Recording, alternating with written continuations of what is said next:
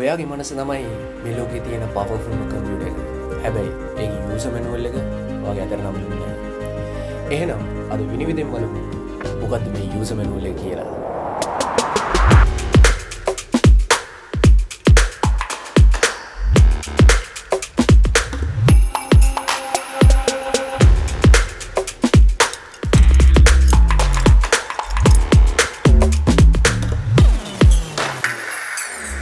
ඉතින් මේ user manual එකට අර්ථ දැක්වීම අරන් එන්න නූතන විද්‍යාවෙනුත් බෞද්ධ දර්ශනයෙනුත් තව නොයෙකුත් දර්ශනවලුත් විවිධ උත්සාහයන් දරලා තියෙනවා.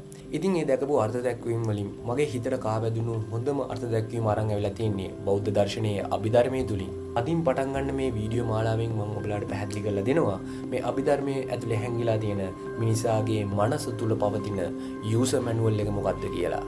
ඉතින් මේ වැඩේ සංකීර්ණ කරගන්න කලින් අපි ඉස්සෙල්ලාම ලේසියෙන් පටන් ගමු අපේ එදිනදා ජීවිතයේ තියෙන උදාහරණයකුත් එක්ක. හිතන්න අපි එදිනදා ජීවිතේ ජීවත් වෙද්දී අපිට අරමුණු කියන දේවල් දැනෙනවා. අභිධර්මයේ ඇතුලේදී මේ අරමුණු වලට වෙනම විග්‍රහයක් අරන් ඇවිල්ලා තියෙනවා. මම ඉස්සරහා එපිසෝඩ් වලට යද්දී ඒක ඔයාලට හිමීට පැහැදිලි කරලා දෙන්නම්. අපි දැනට මෙහෙම හිතමු. අපිට දැනෙන අරමුණු ඇත්තටම ඇති දේවල්ද ඇත්තටම නැති දේවල්ද? කොටස් දෙකක් තියෙනවා සහෝදරයනි. අපිට අරමුණක් ග්‍රහණය වෙද්දී ඒ කියන්නේ අපි යම් කිසි දෙයක් දිහා බලලා අපි දෙයක් තේරුම් ගද්දී අපිට ඒවා ඇත්තටම ඇති සැටියෙන් පේන දේවලුත් තියෙනවා. හැබැයි ඇත්තටම නැති සැටියෙන් පේන දේවලුත් තියෙනවා.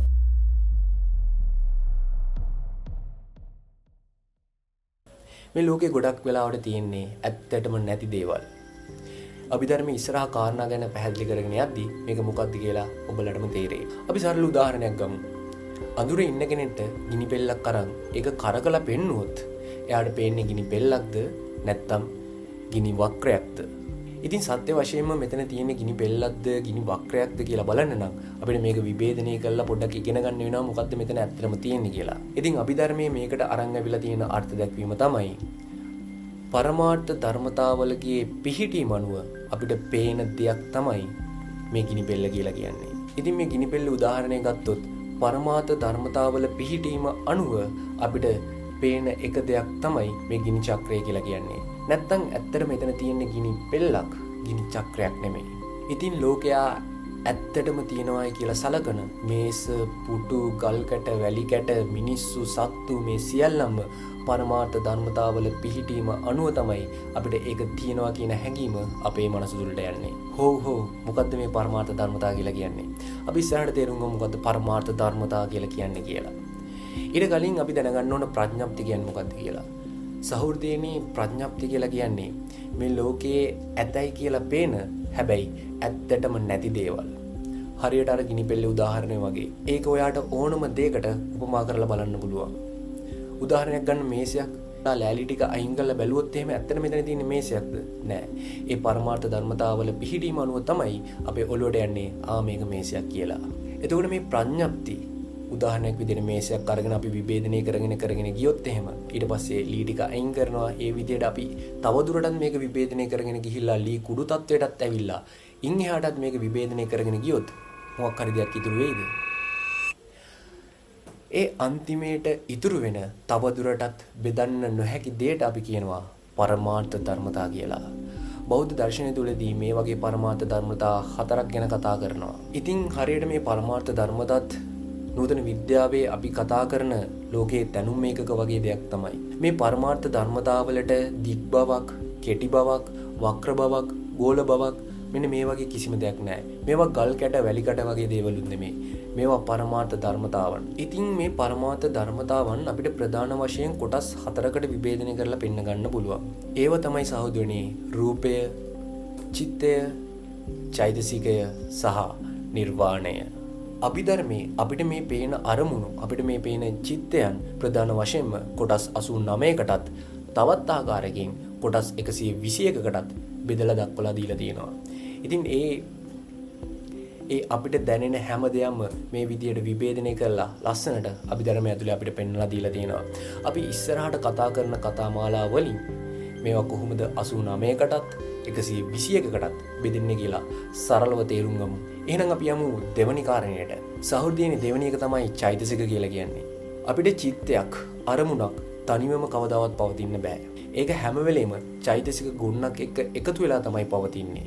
උදාහරණයක් විදිහට ගන්න ඔයා පැණි රස කෑමක් කනවා. එතකොට චිත්තේ දන්නවා මේක පැණි රසයි කියලා. නමුත් මේක රසයි කියලා දැනෙන වේදනාව, මේක පැණි රසයි කියලා හඳුනා ගන්න සංඥාව, එතකොට මේක ආයෙත් කන්න ඕන කියලා හිතන චේතනාව මේ සියල්ලම චෛතසික. සහෘදයනි අභිධර්මයේ ඇතුලේ චෛතසික 52 ආකාරයකින් පෙන්වලා දීලා තියෙනවා. ඉතින් අපි ඊළඟ එපිසෝඩ්ස් වලදී බලමු කොහොමද මේ චෛතසික 52ක් තියෙන්නේ කියලා. සහෘදයනි තුන්වෙනි එක රූපය. රූපය කියලා කියන්නේ අපේ මනෝද්වාරය. ඒ කියන්නේ අපිට මේ භෞතික විදිහට පේන සෑම දෙයක්ම රූපය කියන ගණයට තමයි අයිති වෙන්නේ. අපිට පේන ගස්වැල්, මිනිස්සු, සත්තු, ගල් ගැට, වැලි ගැට ඔය තියෙන හැම දෙයක්ම අයිති වෙන්නේ මේ රූපය කියන සංගුණකයේ ඇතුළටයි. අභිධර්මයට අනුව රූප 28ක් තියෙන බව කතා වෙනවා. ඒකෙන් අපේ ඇහැට පේන්නේ වර්ණ ධාතුව කියන එක රූපයක් විතරයි. ඊටු 27ම අපිට දෘශ්‍යමාන නොවන රූපයි.